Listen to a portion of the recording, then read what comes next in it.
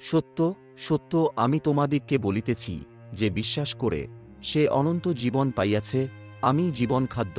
তোমাদের পিতৃপুরুষেরা প্রান্তরে মান্না খাইয়াছিল, আর তাহারা মরিয়া গিয়াছে।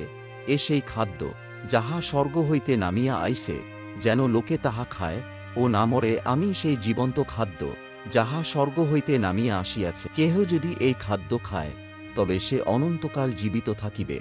আর আমি যে খাদ্য দিব, সে আমার মাংস, জগতের জীবনের জন্য। অতএব যিহুদীরা পরস্পর বাগযুদ্ধ করিয়া বলিতে লাগিল, এ ব্যক্তি কেমন করিয়া আমাদিগকে ভোজনের জন্য আপনার মাংস দিতে পারে?